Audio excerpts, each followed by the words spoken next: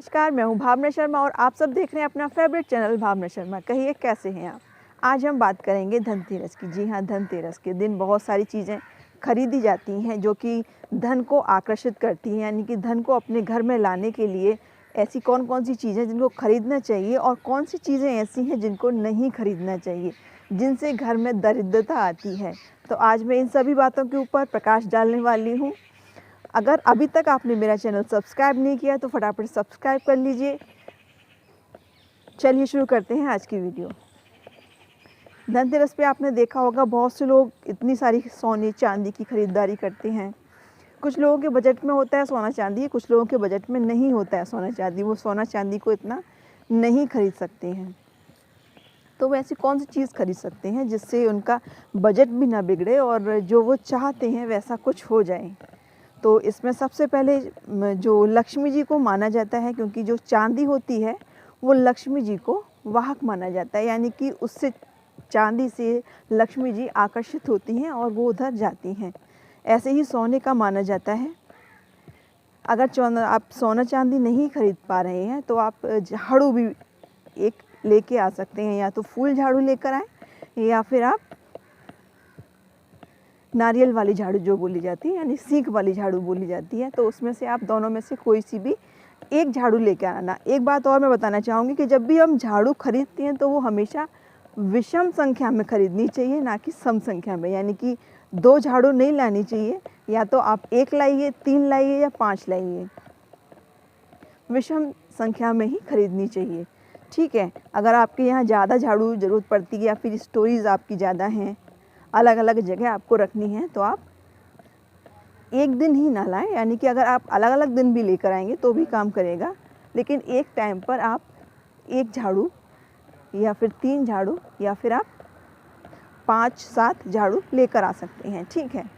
ये हुई झाड़ू। झाड़ू बहुत ही सस्ती होती है और उसको, क्योंकि लक्ष्मी जी का ही रूप झाड़ू को दिया गया है, क्योंकि जो दरिद्रता को, जो झाड़ू है वो हमारे घर की दरिद्रता को हमारे से दूर करती है। यानी कि जब हम सुबह झाड़ू लगाते हैं तो जो हमारी घर की दरिद्रता है वो बाहर निकलती है, तो इसलिए कहा भी जाता है।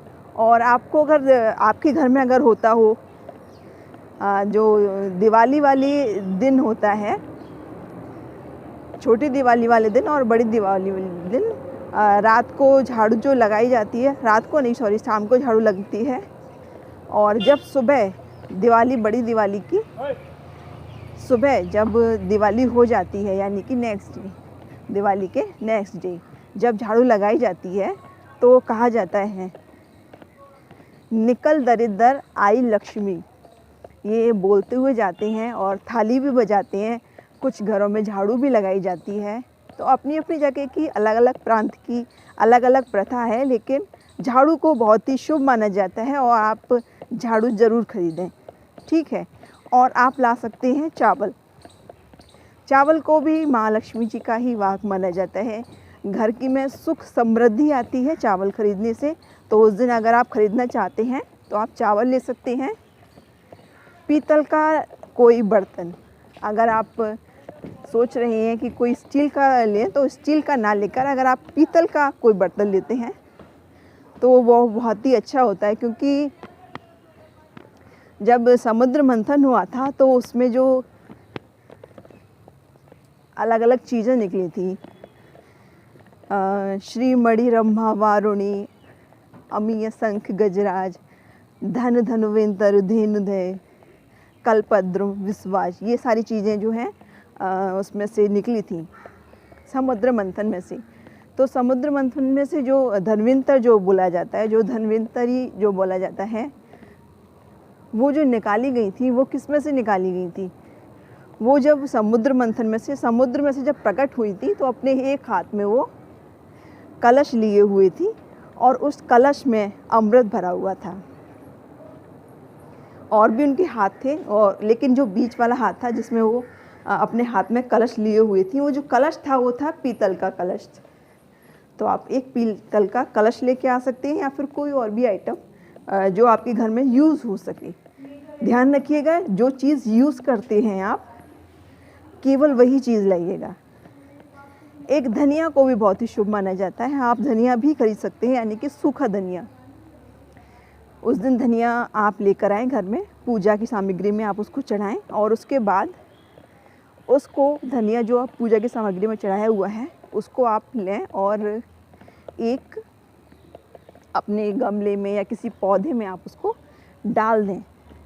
और जैसे जैसे वो वृद्धि करते हैं, जो धनिया की पत्ती हैं, लीव्स हैं, जैसे जैसे वो पौधे बनते हैं, ग्रो करते हैं, वैसी वैसी आपके घर में समृद्धि आती है, ऐसा माना जाता है।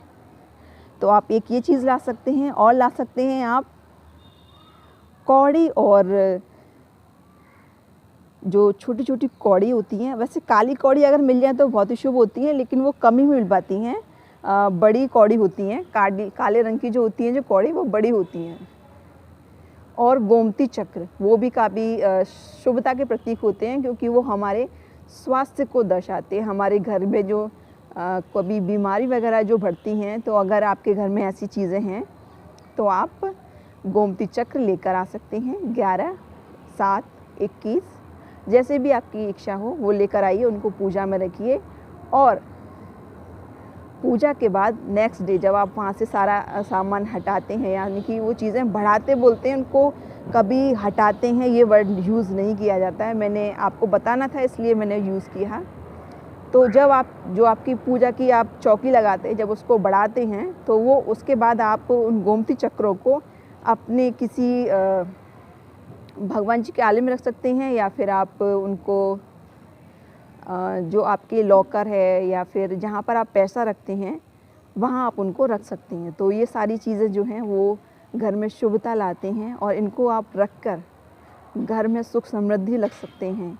घर में सुख समृद्धि आएगी तो जब स्वास्थ्य ठीक रहता है, यानी कि जब आपने सुना भी होगा पहला सुख निरोगी काया, तो इसीलिए सुख को पहले सुख में जो बोला गया है वो निरोगी काया को बोला गया है। अगर आपका स्वास्थ्य ठीक होगा तो आप धीरे धीरे धीरे धीरे करके उन्नति के पथ पर चढ़े जाएंगे।